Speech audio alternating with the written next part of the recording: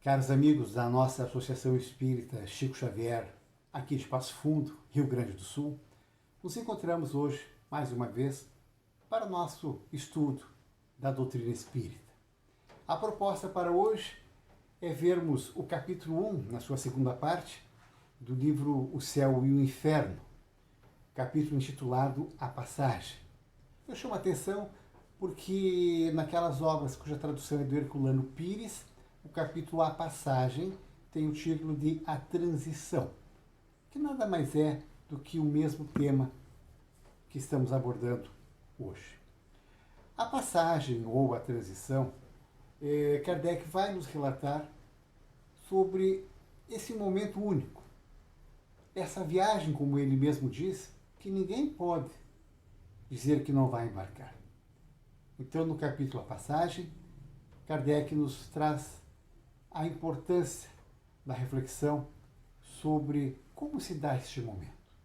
O que é esse momento da passagem em que se deixa a vida terrena para partir para a vida espiritual? Esse capítulo A Passagem tem 15 itens. Mas se pegarmos o item 13º, ele é muito sucinto e eu entendo que ele traz a essência do que se trata, ou a essência do que é a tal da passagem. Literalmente, Kardec escreve no item 13 assim: o espírito sofre tanto mais quanto o desligamento do corpo seja mais lento. Kardec nos diz então que se o desligamento do corpo é lento, o sofrimento é maior. E ele diz que a prontidão do desligamento, a rapidez com que esse desligamento se dá, ela está na proporção do adiantamento do espírito. Então, para um espírito desmaterializado, diz Kardec, cuja consciência é pura, a morte é um sono de alguns instantes, isenta de todo sofrimento, e cujo despertar é cheio de suavidade. Olhem que beleza nos pinta Kardec a passagem. Para um espírito cuja consciência é pura, a morte é um sono de alguns instantes, isenta de todo sofrimento, e cujo despertar é cheio de suavidade. Então, por que temer a morte? Nós vamos ver, nesse capítulo A Passagem, a importância deste momento. Podemos imaginar que, como espírita, estejamos preparados. Mas isso é na teoria. Mas ainda, no item 13, cabe ressaltar uma palavra aqui. Para o espírito desmaterializado, cuja consciência é pura. O que Kardec quer nos dizer com o espírito desmaterializado? O materialismo é uma palavra que aparece muitas vezes em todas as obras kardecianas. Mas não podemos cair no erro de confundirmos materialismo com uma concepção de materialista ser aquela pessoa consumista, aquela pessoa que só valoriza o bem, aquela pessoa que se preocupa com o ter. É uma acepção de materialismo. Mas o materialismo que o Kardec traz em sua obra, ele está dentro de uma expressão de filosofia. O materialismo que o Kardec se refere é aquela parte da filosofia que sustenta que a única coisa da qual se pode afirmar a existência é a matéria. Que fundamentalmente todas as coisas são compostas de matéria. Todos os fenômenos são resultados de interações materiais e que a matéria é a única substância. Então esse é o conceito filosófico de materialismo. Só existe aquilo que é matéria. Bueno, como é que vamos, no Espiritismo, estudar o Espírito, se não o concebemos como matéria? Então, quando Kardec fala que o espírito desmaterializado é aquele que vai ter um sofrimento menor no desligamento, como fazer para não sermos tão materialistas? Então, a partir desse conceito de materialismo, nós vamos entrar no número 1 do capítulo, onde Kardec nos diz que a confiança na vida futura não exclui as apreensões da passagem desta para outra vida. Porque um dos princípios da doutrina espírita é o da imortalidade da alma. Se somos espíritas, se acreditamos no espiritismo, em sua doutrina, é porque acreditamos na imortalidade da alma. Então, essa imortalidade da alma é um princípio, ela é fato. Kardec diz que o medo não é o de morrer em si, o medo da morte. Kardec diz que o que causa medo é o momento dessa transição. Ele se pergunta assim, há sofrimento neste momento? E justamente porque ninguém pode escapar deste momento, há muita inquietação, há muitas incertezas. Kardec diz que tanto o rico quanto o pobre, se for doloroso, vai sentir dor. Kardec diz que se há sofrimento, pessoas que tenham elevada classe social ou levem uma vida absolutamente de anonimato, também vão sofrer, também vão sentir dores. Então não há uma classe especial, uma condição especial com que a pessoa passe sem sofrimento ou sem dores. Kardec vai dizer que, ao perceber aquelas pessoas em seus momentos de desencarne, ao observar aquelas pessoas, ele constata que as sensações entre elas são diferentes. Algumas pessoas passam por esse momento em estado de calma. Outras pessoas ficam numa agonia, num estado convulsivo enorme. E Kardec continua perguntando: quem nos poderia informar a esse respeito? Quem explicaria o fenômeno fisiológico da separação da alma e do corpo? Kardec quer uma explicação filosófica, científica. Que fenômeno é esse da separação da alma e do corpo? E ele nos diz que sobre este ponto, sobre esse tipo de explicação, tanto a ciência quanto a religião são mudas. Nenhuma nem outra consegue dar uma resposta satisfatória. E sabem por que Kardec chega a essa conclusão? Porque ele diz assim: falta a ambas, tanto ciência quanto religião, o conhecimento das leis que regem a relação do espírito e da matéria. Então, quando ele diz falta o conhecimento das leis, é porque elas ainda não compreenderam que leis são essas. Ele vai dizer que a religião se detém no limiar da vida espiritual. A ciência se detém nos fatos da vida material. E ele vai dizer que o espiritismo é o traço de união entre essas duas. E só o espiritismo pode dizer como se opera essa transição neste momento. Seja pelo entendimento da natureza da alma, da origem da alma, seja pelo relato daqueles que deixaram a vida. Quando Kardec, eu volto aqui um pouco, diz que ciência e religião não conseguem explicar este momento, justamente porque lhes falta conhecimento das leis que regem as relações do espírito, me faz lembrar uma das leis da física, a lei da gravidade.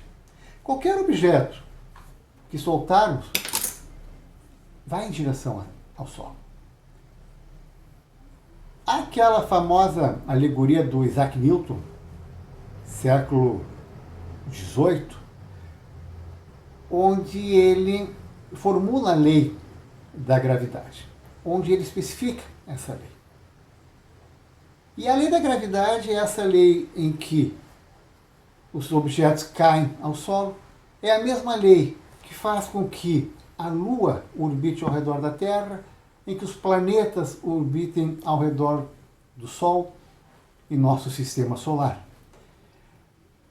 Mas o fato do Isaac Newton ter formulado essa lei no século XVIII, 200 anos depois, reforçada por Albert Einstein, o fato do Newton formular essa lei no século XVIII não significa que no ano 1000, que no ano 500, as árvores não despencassem seus frutos ao sol. O fenômeno já acontecia. As pessoas tropeçavam e caíam ao chão. Os objetos sempre caíram ao chão. A lei da gravidade sempre existiu. Faltava conhecimento ao homem para defini-la. Lá por volta de 1700 alguma coisa, então, é que um físico define. Então é isso que Kardec está dizendo. A nossa ciência de hoje, a nossa religião de hoje, não tem conhecimento das leis que regem as relações do espírito e da matéria. Então o Espiritismo nos propõe esse conhecimento. A Revista Espírita de julho do ano de 1859, ela diz que o Espiritismo é uma ciência filosófica que, ao invés de abafar as ideias religiosas, faz brotá-las.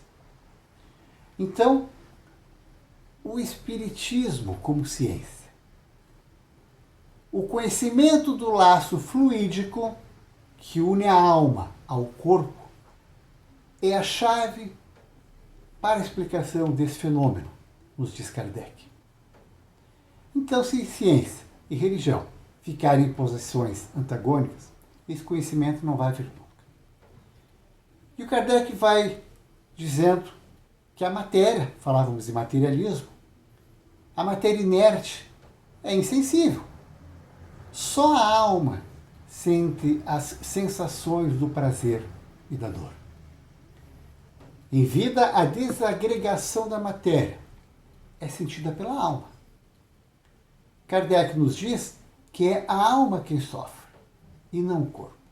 Quando ele fala em desagregação da matéria, imaginemos um corte num dedo. Sangra, dói. Mas quem é que sente a dor? Kardec diz que essa desagregação da matéria é sentida pela alma. O instrumento da dor, a alma, é o paciente. Porque um corpo sem vida pode ser mutilado que não sentirá dor. E a sua alma, estando separado dele, nada sofrerá. Um corpo onde tem um corte pode ter um sangramento, um corpo, obviamente, sem vida, e não haverá sentimento de dor, porque não há mais alma naquele corpo. Kardec nos diz que a alma tem sensações próprias e que espírito e alma formam um, inseparável. Antes da vida e depois da vida terrena, perispírito e alma continuam juntos. E é o fluido espiritual que liga as sensações do corpo. E esse ligar as sensações do corpo é em duas vias. O fluido espiritual é aquele que, quando um dedo é cortado, é picado, é alfinetado, esse fluido traz essa informação dessa dor para a alma. E a alma, quando quer movimentar um dedo, ela leva por esse fluido a informação para o corpo. Não havendo alma, não haverá dor.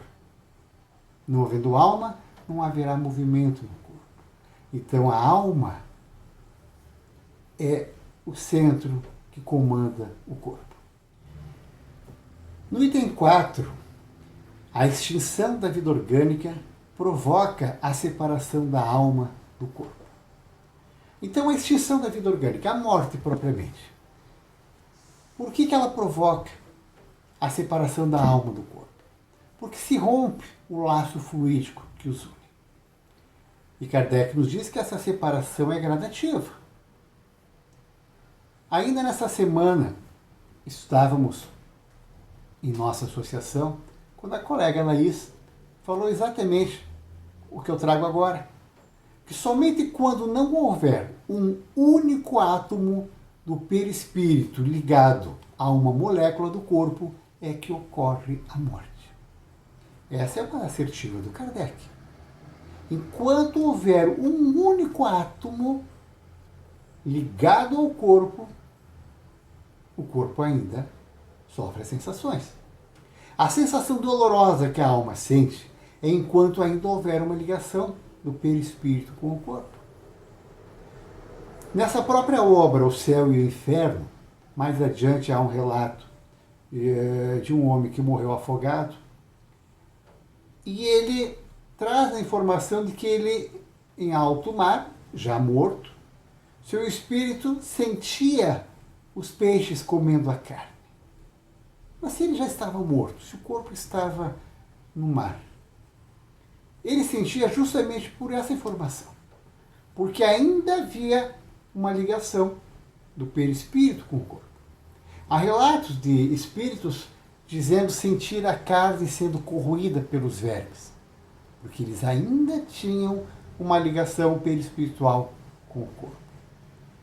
E Kardec diz que a maior ou menor dificuldade ou lentidão que se dê neste processo tem a ver com a demora na separação.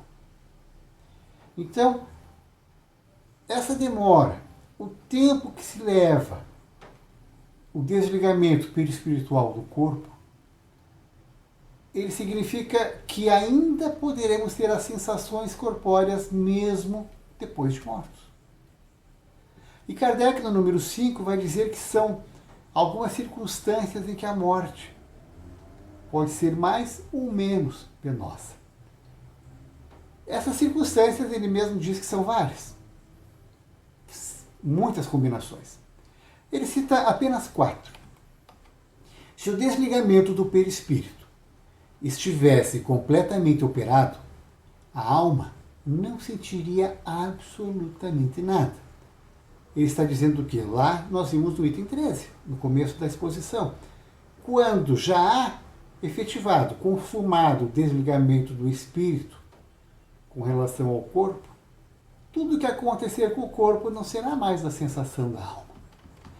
Na segunda possibilidade, Kardec nos diz que se no momento da passagem a coesão dos dois elementos, perispírito e corpo, está com toda a força, produz uma espécie de dilaceramento que reage dolorosamente sobre a alma.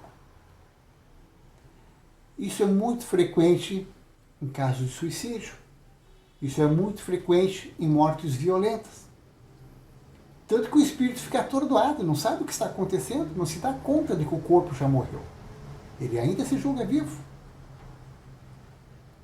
No terceira possibilidade, Kardec nos diz, se a coesão é fraca, essa coesão perispírito e corpo, a separação é fácil e opera-se sem abalos.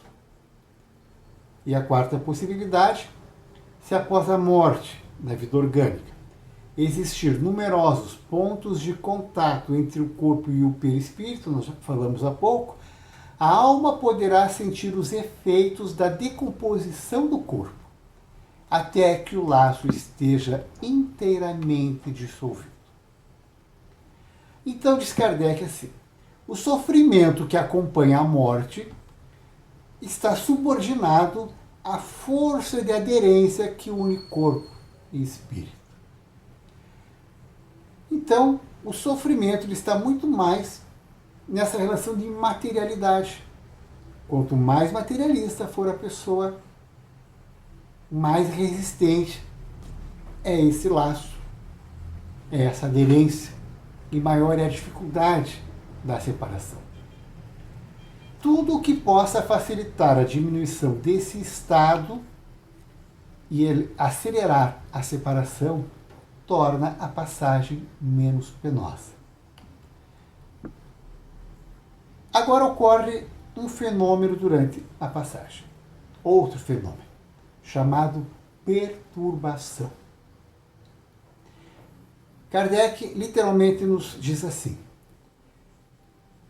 neste momento, o momento da morte, a alma sente um entorpecimento que paralisa momentaneamente. As suas faculdades são neutralizadas, pelo menos em parte, também as sensações.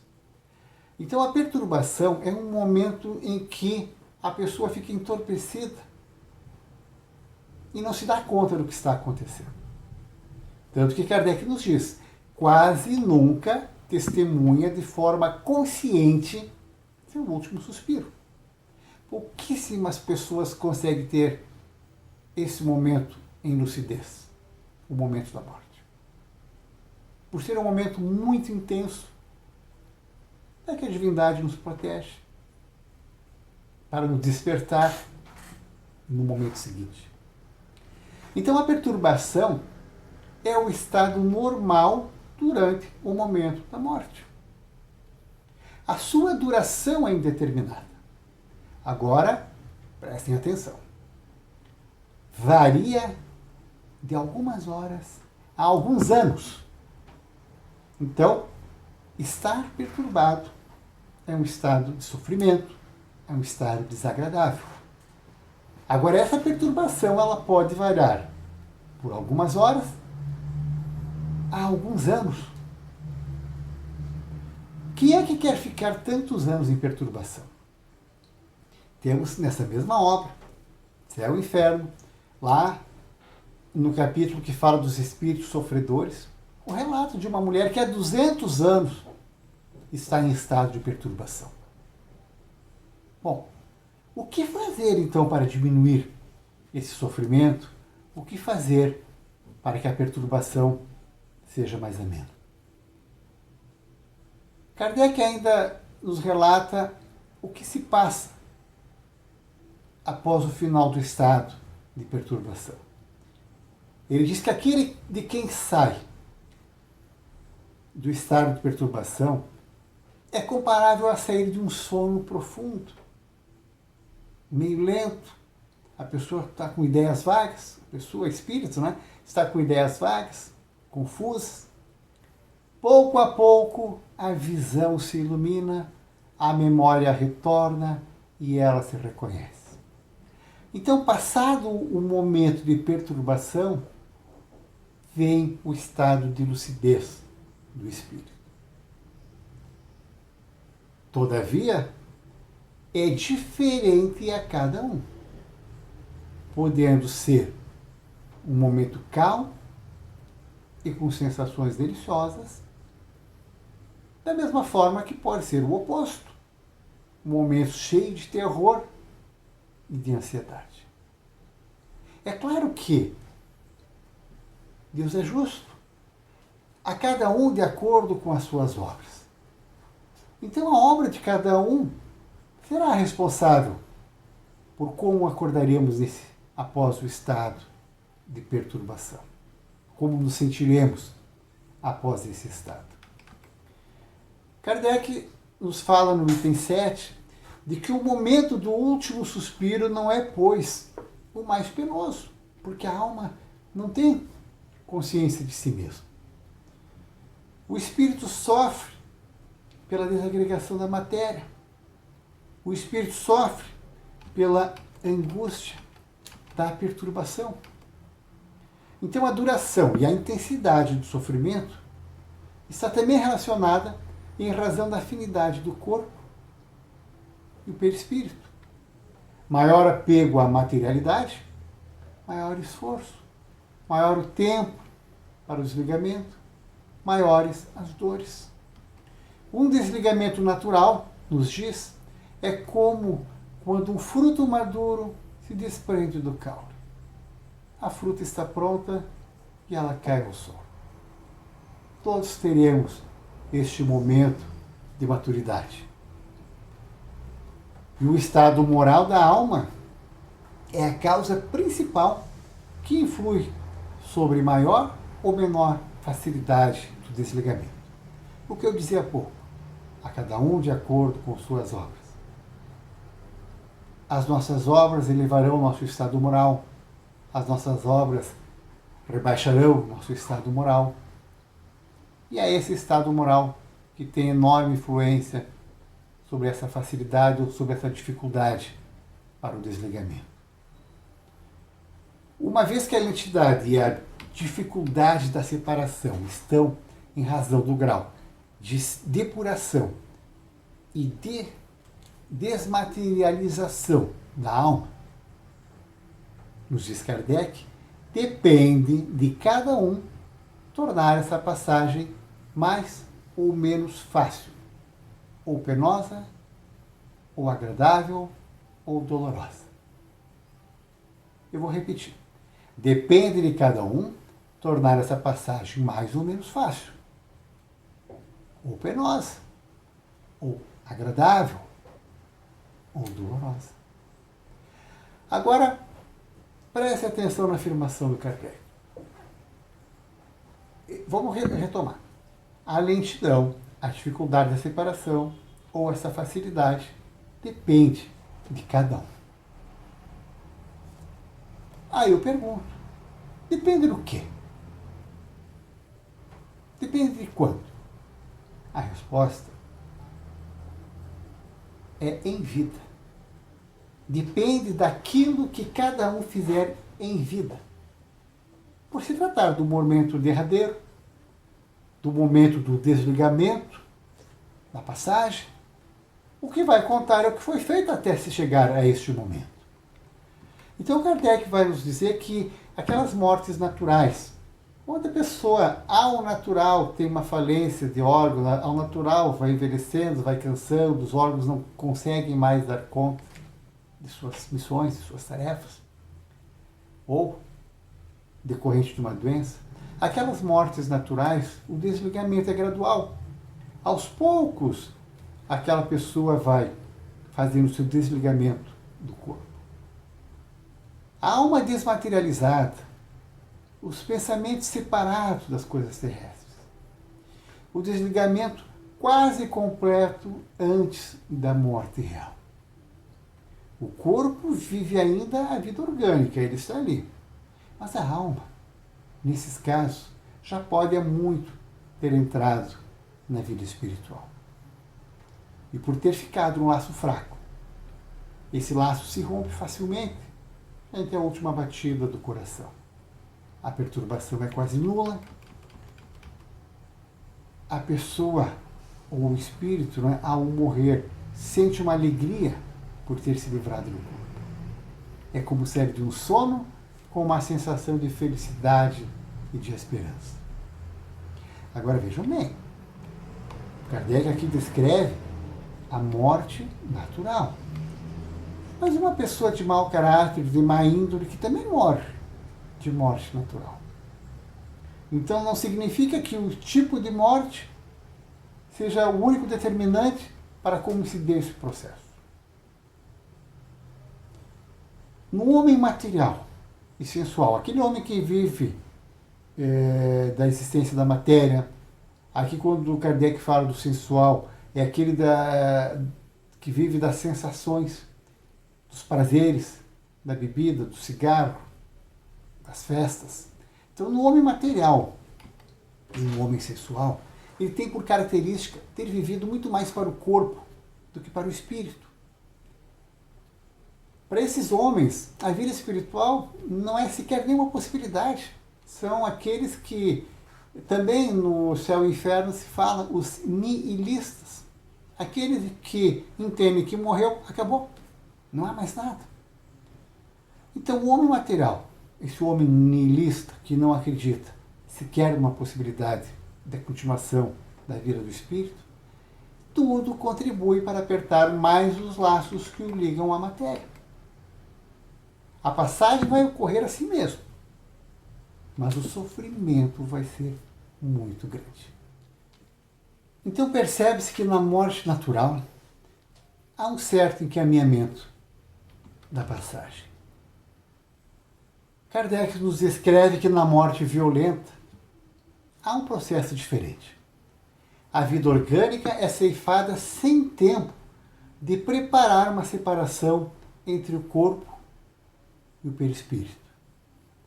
Nesses casos de morte violenta, falávamos também antes, o desligamento vai se dar depois da morte. Primeiro há a morte, depois se opera o desligamento. Nesses casos, o espírito tende a estar atordoado. Por se sentir, ele pensa ainda estar vivo. E esse pensar em estar vivo perdura até o momento de ele reconhecer a condição do espírito. E vimos lá, estados de perturbação podem durar horas, pode durar dias, meses, anos. O livro Cartas de uma Morta, única obra escrita pelo espírito da mãe de Chico Xavier, Maria João de Deus, me parece,